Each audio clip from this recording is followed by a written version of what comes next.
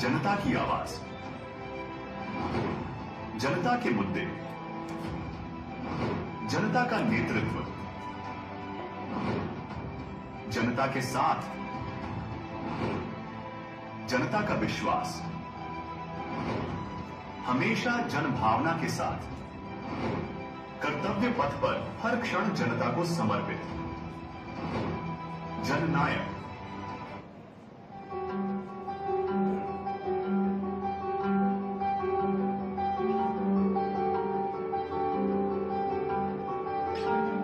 महात्मा गांधी के विचारों को आत्मसात कर जन जन तक पहुंचाने का नाम है राजेश गुप्ता।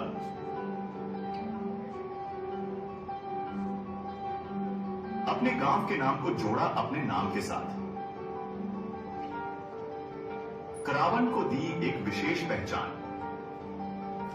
पिछले 37 सालों से अपने अटूट समर्पण से कांग्रेस पार्टी के हाथ को किया मजबूत। सेवा भावी व्यक्तित्व और सरल सहज स्वभाव ने क्षेत्र में दी एक अलग पहचान। राजेश गुप्ता ने अपने राजनीतिक जीवन में क्षेत्र में विकास की कई सौगातें दी, जिसमें करावन में फूड पार्क खुलवाकर करावन को व्यापारिक केंद्र बनाकर समाज में मिसाल कायम की। आज बुजुर्ग, बच्चे, युवा सबकी जुबान पर एक ही नाम, हमारा जननायक राजेश गुप्ता।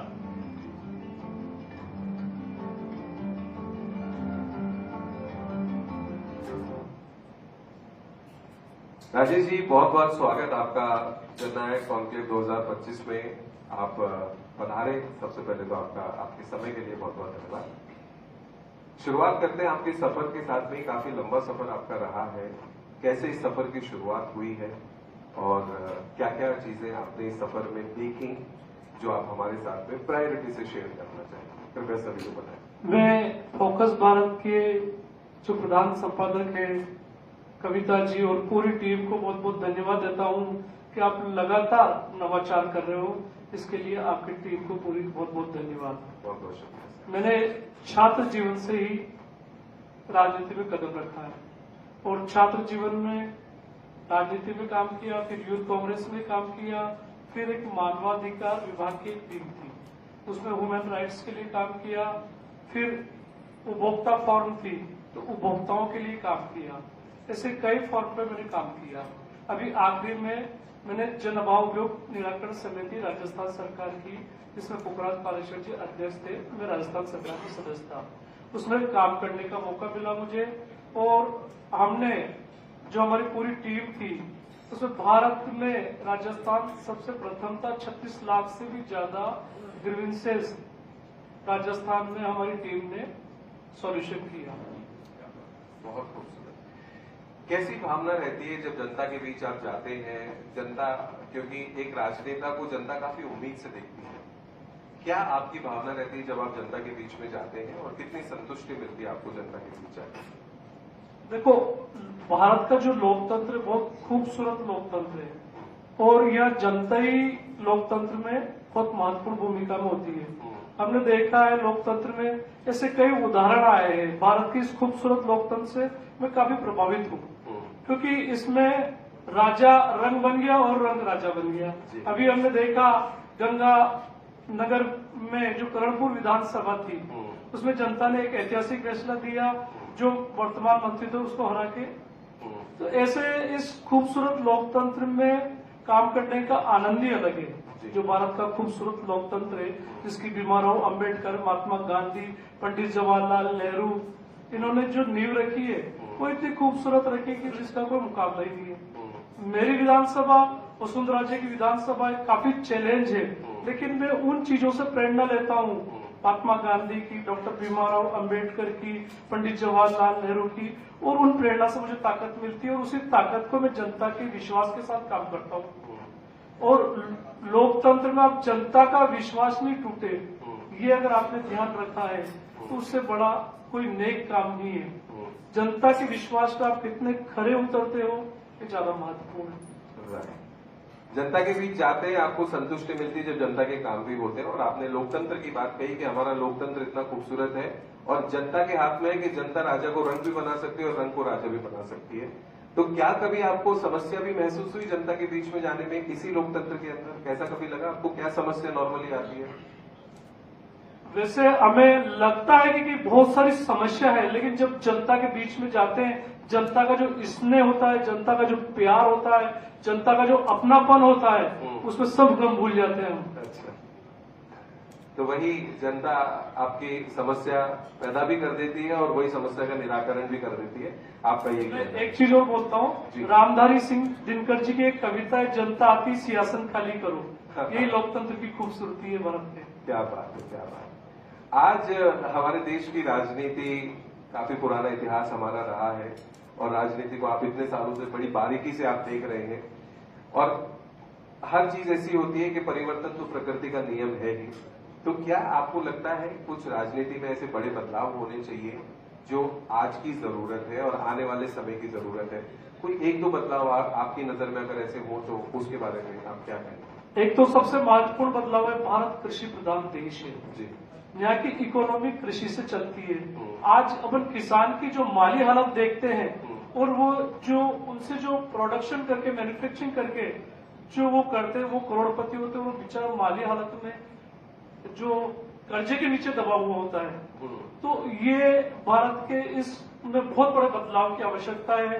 जैसे अपन कह सकते हैं कि आज हरित क्रांति आई थी, इंदिरा गांधी ने हरित क्रांति लाई थी देश में, तो आज हरियाणा के किसान इतने सक्षम है कि वो लैंडलॉर्ड है। उस ढंग का मैं किसान को सक्षम होना देखना चाहता हूँ। जो भारत के किसान है, जो पढ़े लिखे बच्चे आ रहे हैं, वो प्रोफेशनल खेती करें और उस खेती से जो खेती आज आफत लग रही है, वो खेती आफत में प्रोबेबिलिटी हो और गर्व से वो कह सके कि मैं किसान हूँ। ये मैं देखना चाहता हूँ कि बड़े बदलाव के रूप में ये जो बदलाव आपने बताया, ये बदलाव आम जनता से जुड़ा हुआ है। मैं राजनीतिक बदलाव की बात कर रहा हूँ कि राजनीति में क्या बदलाव आप देखते हैं? जो हमारी प्रक्रिया है, चुनाव प्रक्रिया है, उसी के तहत राजनीति के अंदर बदलाव हो सकते हैं। तो उस राजनीति में आप क्या बदलाव देखते हैं? आज की राजनीति में सबसे बड़ा जो बदलाव की आवश्यकता है वो देश की महंगी चुनाव प्रणाली है। इस चुनाव प्रणाली में जो योग्य आदमी होता है, जिसको जनता चाहती है, गरीब आदमी होता है लेकिन योग्य होता है, वो इस महंगी चुनाव प्रणाली के कारण वो बाहर हो जाता है। वो दुख मुझे होता है। महंगी चुनाव प्रणाली मतलब जो टिकट नहीं, जो जब आदमी चुनाव लड़ता है तो उसमें बहुत पैसा खर्च होता है। अच्छा। काले धन का उपयोग होता है। तो वो काले धन का उपयोग रुके। अच्छा। और पारदर्शिता और सूचिता में अच्छा। जो चुनाव हो, एक आदर्श आचार संहिता के तरह चुनाव हो, वो बदलाव जरूरी है ताकि जो योग्य आदमी बाहर नहीं हो। आज किसी योग्य आदमी किसी को कह दो सांसद का चुनाव लड़ो, भले पार्टी टिकट यदि योग्य है तो निर्दलीय लड़ सकता है, लेकिन वो पैसा इतना चाहिए, संसाधन चाहिए, तो बाहर हो जाता है। तो पार्टी भी क्या ये चीज देखती है कि भाई आदमी तो योग्य है लेकिन इसके पास खर्चा करने के लिए पैसे नहीं है, तो टिकट देना ठीक नहीं रहेगा? पार्टी तो क्या है कि पार्टी की एक सीमा होती है। हाँ। उस सीमा में पार्टी काम करती, चाहे बीजेपी या कांग्रेस हो। लेकिन जब लोकतंत्र में सुधार आ जाएगा तो फिर अपना भी एक सिस्टम सुधर जाएगा, तो कोई परेशानी नहीं होगी। नहीं, आम आदमी भी खूबसूरती से चुनाव लड़ेगा। जिस खूबसूरती के लोकतंत्र की मैं बात कर रहा हूँ, लोकतंत्र में कई उदाहरण दिए हैं जिसमें जिसको अपन कह सकते बड़ा आदमी 30 मार्क में कह सकते हैं वो चुनाव हारे और छोटा आदमी चुनाव जीता है, तो उनको आसानी हो, इसके जो राजपथ है वो आसानी से उस पर गुजरे आम आदमी। तो जो काले धन की आप बात कर रहे हैं चुनाव में इस्तेमाल होता है, क्या सभी पार्टियां कर रही हैं? देखो, आप डिजिटल अखबार चलाते हो, मेरे से ज्यादा आप जानते हो। आपसे कोई छुपी बात नहीं है कि ये चुनाव का सिस्टम कैसे चलता है, किस ढंग से चुनाव मैनेज होता है, सारी चीजें आपके सामने है। इसमें सुधार होगा तो अपने सारे अवगुण अपने आप दूर हो जाएंगे। चलिए, राजनीति से जुड़ी हुई हम बातचीत कर रहे हैं, इसको आगे बढ़ाते हैं। अगला सवाल मेरा आपसे ये है कि आपके पसंदीदा राजनेता कौन है और वो क्यों है? क्यों आप उन्हें पसंद करते हैं? क्यों अपना प्रेरणा स्रोत मानते हैं? उस बारे में कुछ बताइए। मेरे 3 पसंदीदा लोग हैं। एक तो महाराणा प्रताप। महाराणा प्रताप को मैंने पढ़ा, उनकी जीवनी पढ़ी, तो उन्होंने मातृभूमि के प्रति जो जज्बा था, जो अपनी मातृभूमि के प्रति जज्बा था, तो उनसे मुझे प्रेरणा मिली। उसके बाद मैंने अपने गांव जो करावन है, तो मैंने पीछे अपना गांव का नाम लगाया। मैं राजेश गुप्ता के राजेश करामन के नाम से जानते जी। हैं, और मैंने मेरी जन्मभूमि पे बहुत काम करने की कोशिश की, आमूल चामूल परिवर्तन हो इस ढंग से काम। दूसरा, राजीव गांधी जिसका विजन था, जिन्होंने 18 साल का मतदान देके एक क्रांतिकारी काम किया, जिन्होंने नवोदय की स्थापना करके जो गांव में गरीब बच्चा जो कभी सपना नहीं देख सकता था, संसाधन के अभाव में वो शिक्षा में दम तोड़ देता, और नवोदय की स्थापना से उन प्रतिभाशाली बच्चों को आगे आने का मौका मिला। उन्होंने इंफॉर्मेशन टेक्नोलॉजी लाए राजीव गांधी, उससे इतना बड़ा बदलाव आया कि मद्रास आईआईटी पास आउट सुंदर पिचाई आज 1800 करोड़ रुपए की सैलरी के साथ गूगल के सीईओ है। तो राजीव गांधी मेरे आदर्श है। राहुल गांधी मेरे आदर्श है, जो कठोर परिश्रम 4000 किलोमीटर की पद यात्रा करके देश में एक संदेश दिया कि वो किसी बड़े परिवार से नहीं, एक आम आदमी की तरह रहना चाहते हैं। ये 3 मेरे राजनीतिक आईक्यू हैं। बहुत साल हो गए हमें आजाद हुए, और 1947 में हम आजाद हुए, और उसके बाद से लेकर अभी तक काफी वर्ष बीत चुके हैं। क्या लगता है आपको कि आज भी हमारे देश की बहुत सी जनता, एक हिस्सा जो है मूलभूत सुविधाओं से वंचित है? क्या उसमें अभी भी सुधार करने की जरूरत है? किस तरह के वो सुधार आप देखते हैं? आपने सही कहा है कि आज आजादी के 70-75 साल हो गए, उसके बाद भी जिस ढंग से अवेयरनेस आनी चाहिए थी वो अवेयरनेस जनता में नहीं आई। लेकिन जिस ढंग से डिजिटल क्रांति आई, सोशल मीडिया आया है, धीरे धीरे अवेयरनेस आने लगी जनता में। तो आने वाला टाइम है, ये बहुत बड़ा बदलाव का संकेत लेके देश में आ रहा है। जी। सबसे बड़ा बदलाव का संकेत आया 92 में। मनमोहन सिंह जी वित्त मंत्री थे, उन्होंने उदारीकरण करके देश में एक बदलाव की शुरुआत की। पहले गांवों में हम देखते थे 1 लाख रुपए नहीं मिलते थे, आज करोड़ों रुपए गांवों में मिल जाते हैं। पहले जो देखते थे सिंगल रोड होते थे, फिर 4 लेन आया, फिर 8 लेन आया, तो ये बदलाव किए। फिर भी बहुत सारी जगह सिस्टम, जो आम आदमी सिस्टम से दूर है और सिस्टम में नहीं आ पाता, ये एक बहुत बड़ा बदलाव लाने की जरूरत है कि आदमी सिस्टम में आवे। कैसे आवे? डिजिटल प्लेटफॉर्म के माध्यम से आदमी घर बैठ के अपनी समस्या निराकरण कर सकता। इस बड़े बदलाव की जरूरत है। जैसे ऑनलाइन डिजिटल आएगा तो अपना भ्रष्टाचार खत्म हो जाएगा, और जो सिस्टम से अपनी उन्नति रुकी है वो प्रोग्रेस में आ जाएगा। तो एक बहुत बड़े बदलाव की आवश्यकता है भारत में। बहुत जल्दी ये बदलाव आप उम्मीद करते हैं कि हमारे देश के अंदर? जैसे हम देखते हैं आज इस ढंग से प्रोडक्शन हो रहा, हमारी कृषि उपज मंडी है जो हमने 50 साल पहले विजन लेके बनाई थी, आज छोटी पड़ गई। आज हम देखते हैं हमारे पास प्रोडक्शन इतना आ रहा कि उनमें किसानों को आने के लिए 5-5 दिन का वेट करना पड़ रहा। हमारे जो बाजार थे वो आज हमारी विकास की गाथा के सामने छोटे पड़ गए, 8-10 घंटे जाम लगते हैं। तो ये हमारे 70 साल की जो कांग्रेस के प्रधानमंत्रियों की विकास की गाथा थी, ये अपना नजर आती है। राजनीति में किस तरह के बदलाव आप देखते हैं, पहले की राजनीति में और आज की राजनीति में? क्योंकि आपका काफी पुराना संपर्क रहा है राजनीति से, राजनीतिक जीवन काफी लंबा रहा है आपका। क्या आपको कुछ बदलाव लगते हैं कि पहले राजनीति में लोग होते थे, एक साथ रहते थे, सारी चीजें होती थी, आज शायद उतनी ना तो संयमिता है ना उतनी सहनशीलता है, ऐसे कुछ बदलाव आपने महसूस किए हैं? पहले से अभी बहुत बदलाव, आप जो सही कह रहे हैं। पहले जो था वो कोई भी गांव में एक व्यक्ति कह देता कि हम पूरे गांव के आपके साथ है, तो वो ऑटोमेटिकली ऐसा होता था। लेकिन जो अभी अवेयरनेस आई है, उस अवेयरनेस में आपको जो वो एक नया कल्चर पैदा कर दिया है। तो हर आदमी अपने अधिकारों के प्रति जागरूक हो गया। हाँ। तो आप उसके जो अधिकार है उसका अहित नहीं होता तो आपसे जुड़ जाएगा। हाँ। आपको उसको कन्विंस करना पड़ेगा कि हम आएंगे तो आपके अधिकारों को, आपकी जो मतलब जो है उनका ध्यान रखेंगे। क्या बिल्कुल सही कह रहे हैं आप। लोग अपने अधिकारों के प्रति जागरूक हो रहे हैं।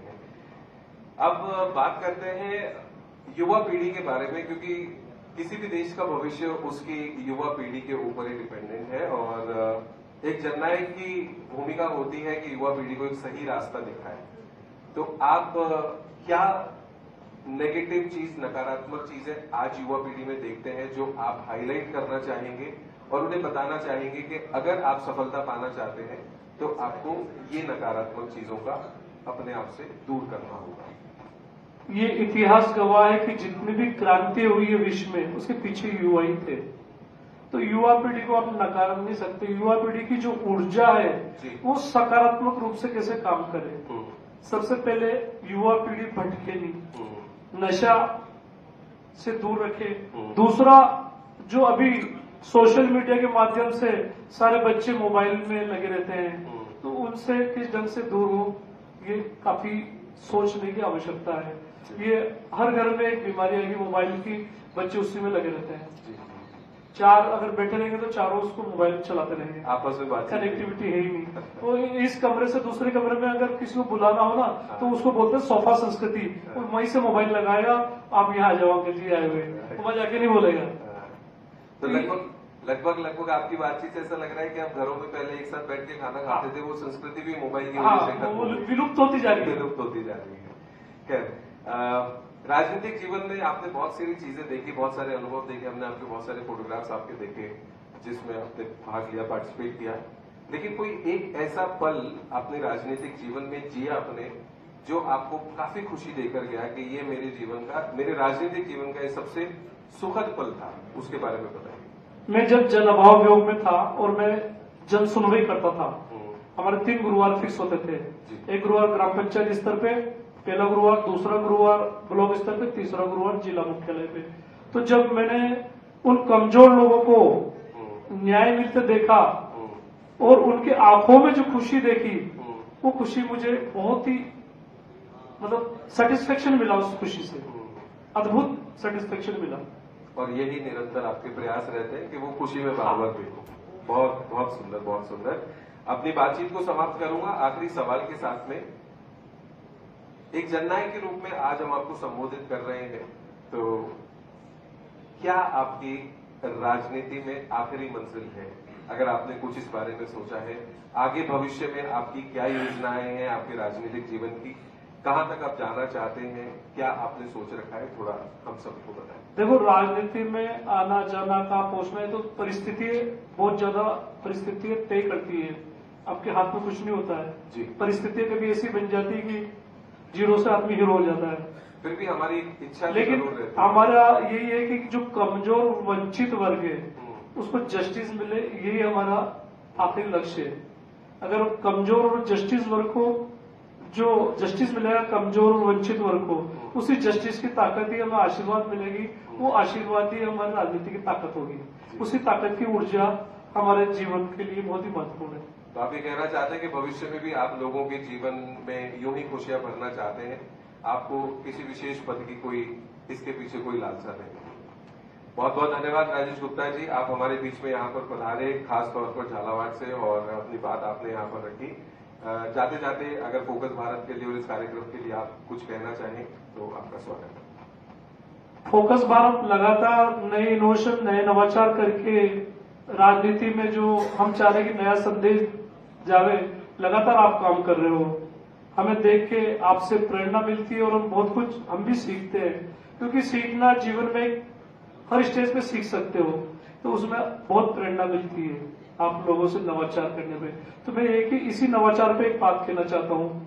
मेरा 50वां जन्मदिन था, तो मेरे घर वालों ने पूरी तैयारी कर रखी थी। मैं इन जन्मदिन वगैरह मनाने में विश्वास नहीं रखता हूँ, क्योंकि हमारे डॉक्टर SN सुब्बाराव जी 2014 में उन्होंने तिवरी में वो रखा था सत्र, उसमें 7 दिन हम वही रहे। अशोक गहलोत साहब के कोई भारत उनका वो NGO के तहत रखा था, तो उन्होंने कहा था कि गहलोत साहब आप 7 दिन यही रहोगे तो हम ये कार्यक्रम करेंगे। तो उनसे हमें प्रेरणा मिली, हमने जो चमक दमक है उससे बाहर आके काम करना चाहा। तो हमारे बच्चे माने नहीं कि 50 साल का जन्मदिन मनाया। मैंने ये खाका संगठित बच्चे मान नहीं रहे, तो मैंने बहुत सोचा। तो हमारे जनरल पाटन की लाइफ लाइन थी चंद्रभागा, तो मैंने कि इसको साफ करेंगे, यही 50 साल का अपना जन्मदिन। तो हम सब और हमारे सब मित्रों ने मिलकर वो चंद्रभागा साफ की। बहुत सुंदर, बहुत सुंदर, बहुत अच्छा लगा आपसे बातचीत करके। बहुत बहुत धन्यवाद पधारने के लिए और अपनी बातचीत, अपनी मन की बात हमारे साथ शेयर करने के लिए। ठीक है, धन्यवाद बहुत बहुत।